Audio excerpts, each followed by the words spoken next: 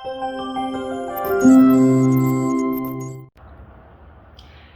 guys, today I wanted to talk about frozen shoulder, which is clinically named as adhesive capsulitis. A lot of people suffer from frozen shoulder and it can be quite limiting. So let me give you a little information about who is actually susceptible to get frozen shoulder. So frozen shoulder commonly occurs in those who have diabetes or a thyroid issue, female, usually running between the ages of 40 to 65 years. It's not necessarily the only category that gets the frozen shoulder, but these are the ones that most commonly suffer from it. Typically, when frozen shoulder first begins, you're going to start noticing a vague pain at your shoulder without a known trauma. So typically this pain will then slowly start increasing, and you will start noticing that you are also noticing a lack of mobility or movement at the shoulder. The frozen shoulder can last for quite some time, so I'm going to break it up into some stages for you. The first stage of frozen shoulder is the pre-adhesive stage.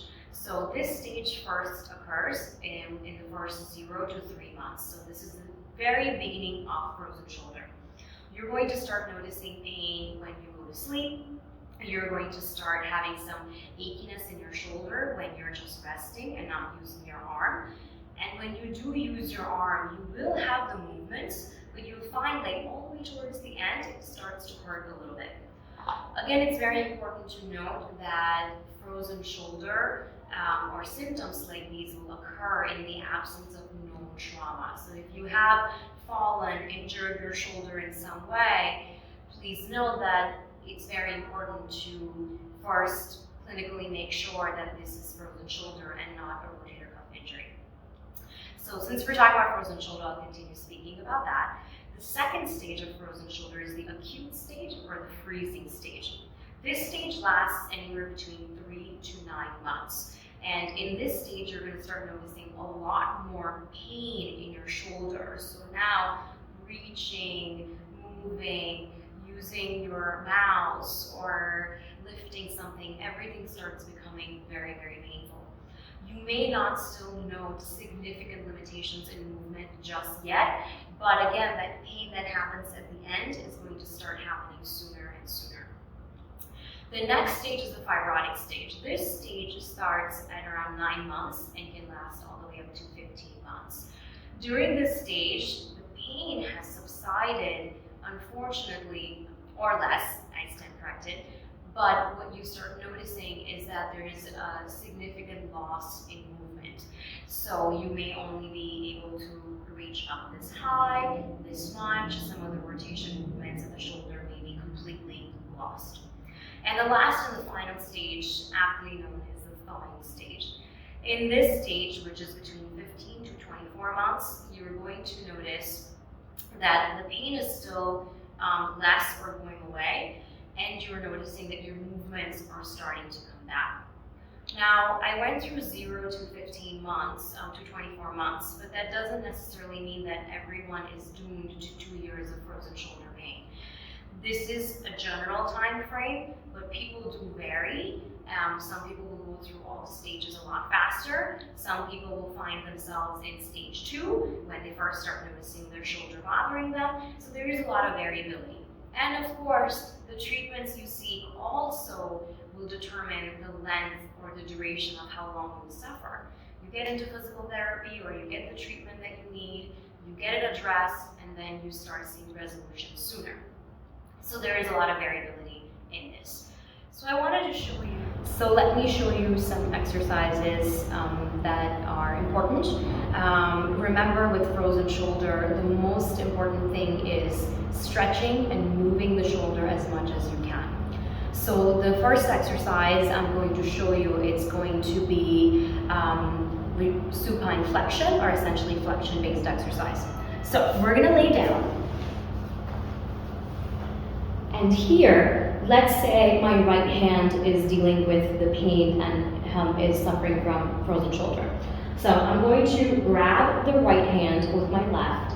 I'm keeping my thumbs pointing up, palms relaxed, and my neck and shoulders relaxed on the ground. I'm simply going to use the left hand to raise the right up and above as far as you can tolerate the movement. Right now I'm not hurting, so I'm able to go pretty far, but remember, if you have the frozen shoulder pain, you may not be able to go so far. But you go as far as you can, you hold it there about 5 to 10 seconds to the best of your ability. There may be some light to moderate discomfort, but never severe pain. So holding it within light to moderate discomfort, 15 to 20 seconds.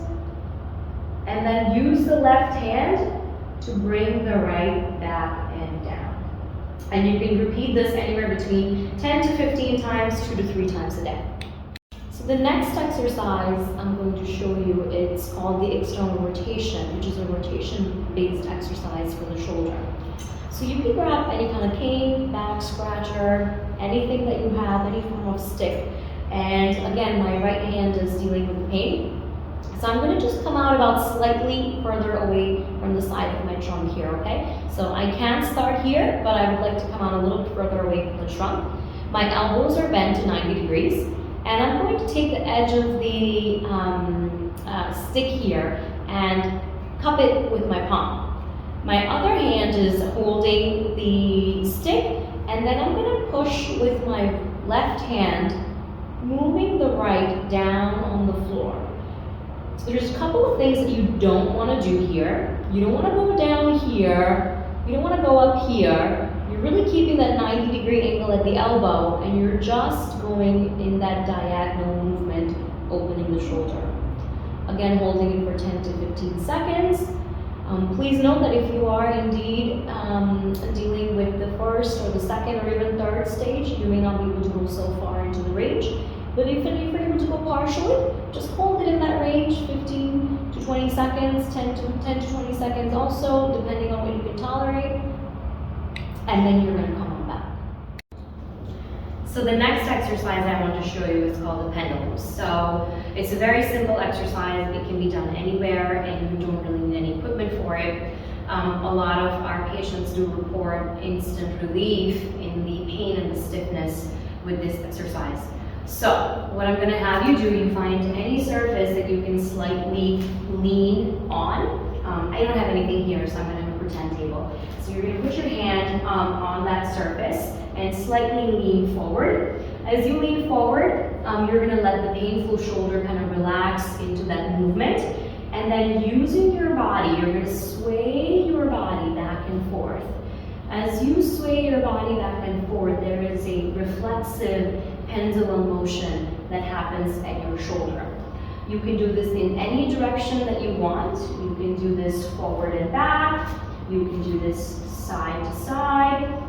You can do this in circles or even counter circles, okay? The key is to make sure you're not just doing this with your hand. It is the sway of your body that is generating the pendulum-like motion in your shoulder. It is important to keep that painful shoulder relaxed while you're doing this exercise, okay?